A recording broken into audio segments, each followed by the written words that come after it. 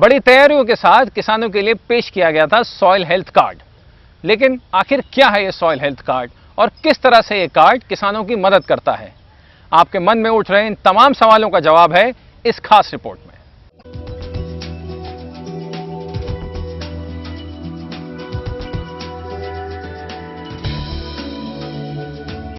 खेती में बढ़िया उत्पादन के लिए मिट्टी की सेहत दुरुस्त होना बहुत जरूरी होता है।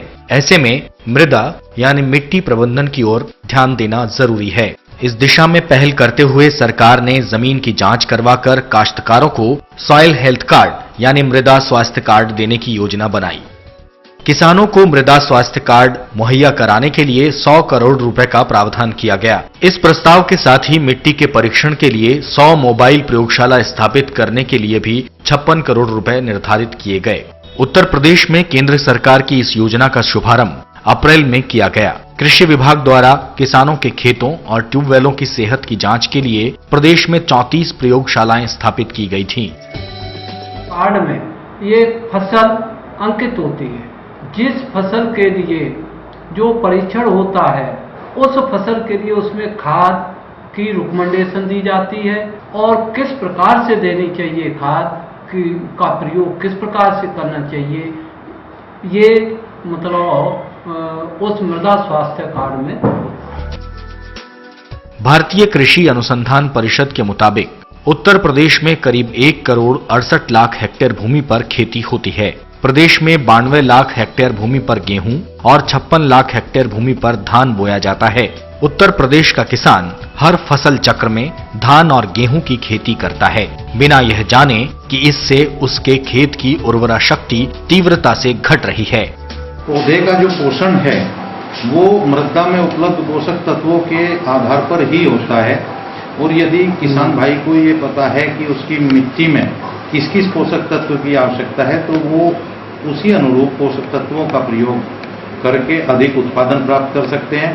साथ ही साथ यदि किसी तत्व की कमी नहीं है और आज यदि उसका वो प्रयोग कर रहे हैं तो उसका प्रयोग ना करके उर्वरकों की बचत कर सकते हैं। उनकी आर्थिक स्थिति भी इससे सुधरेगी और मृदा में संतुलित मात्रा में पोषक तत्वों के द्वारा उनकी उत्पादकता और उत्पादन में भी वृद्धि होगी। पौधे के विकास के लिए 17 पोषक तत्वों की जरूरत होती है, जिनमें से 6 बहुत सूक्ष्म मात्रा में इस्तेमाल होते हैं। इन्हें माइक्रो न्यूट्रिएंट्स यानी सूक्ष्म तत्व कहा जाता है। इनमें zinc, boron, iron, manganese, molybdenum और कॉपर शामिल हैं।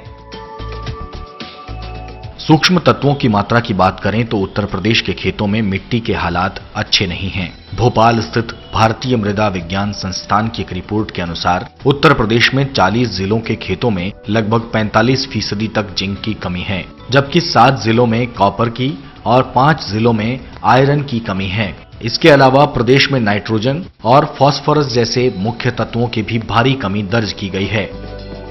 मृदा स्वास्थ्य कार्ड में हम जो कृषक हमारे यहाँ मिट्टी लेके आते हैं उसका परीक्षण होता है। परीक्षण करवाने के बाद उसमें पीएच, नाइट्रोजन, फॉस्फेट, पोटास इनका परीक्षण किया जाता है, ईसी का किया जाता है और उसके अलावा जो सूक्ष्म तत्व हैं उनका भी परीक्षण करके और कृषकों को उसी परीक्षण के आधार पर खाद की रिकमेंडेशन संस्तुति दी जाती है। उत्तर प्रदेश में करीब 1 करोड़ 68 लाख हेक्टेयर भूमि पर खेती होती है। इसका एक बहुत बड़ा हिस्सा सूक्ष्म तत्वों की कमी से जूझ रहा है। इस कमी से निपटने के लिए प्रदेश सरकार ने मृदा स्वास्थ्य सुधार नाम की योजना भी चलाई थी। इसके अंतर्गत हरी खाद, वर्मी कंपोस्ट और ढेंचा के बीज का उत्पादन बढ़ाने जैसे कई उपाय किसानों के लिए शुरू किए गए हैं।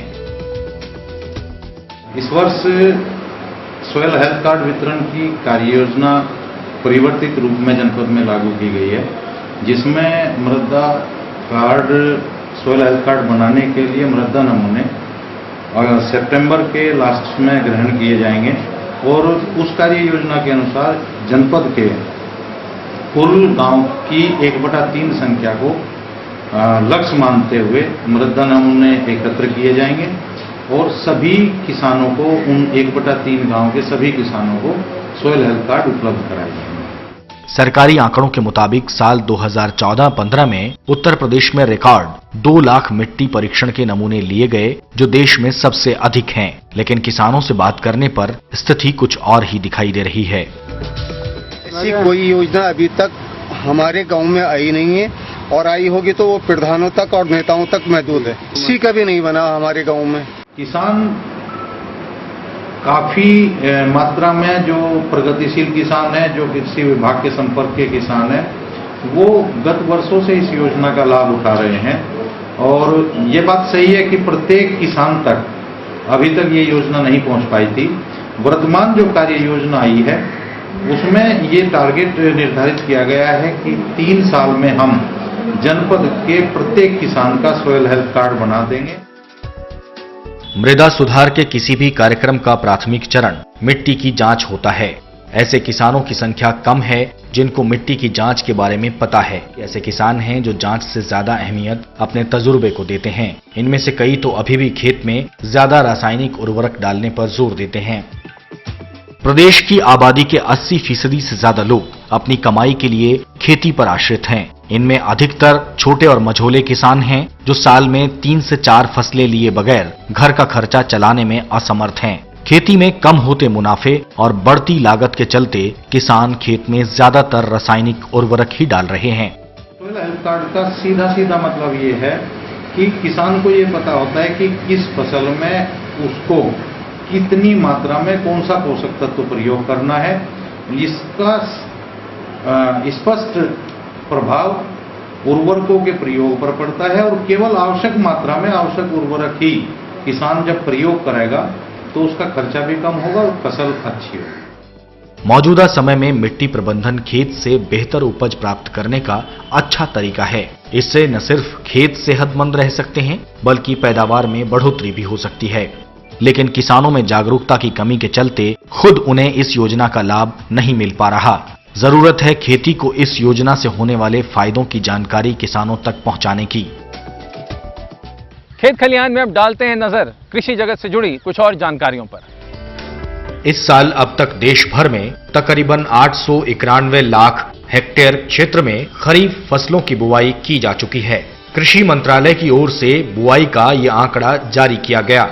पिछले साल इस अवधि में देश भर में खरीफ फसलों की बुआई के मुकाबले यह तकरीबन 28 लाख हेक्टेयर ज्यादा है। बिहार के रोहतास जिले के डेहरी ऑन सोन में केंद्र सरकार के सहयोग से एक विशाल फूड पार्क की आधारशिला रखी गई है। खाद्य प्रसंस्करण क्षेत्र को बढ़ावा दिए जाने के मकसद से केंद्र सरकार देश भर में मेगा फूड पार्क्स की स्थापना कर रही है।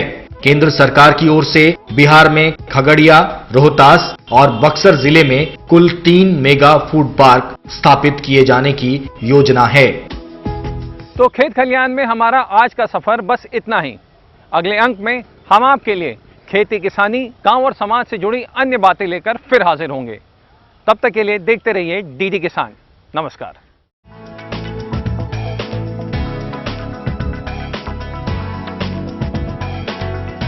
जल्दी पकने वाली प्रजातियां जो सोयाबीन की है, जिस 95-60 है, तो हो सकता है कि इसके उत्पादन में कुछ थोड़ा सा असर पड़े।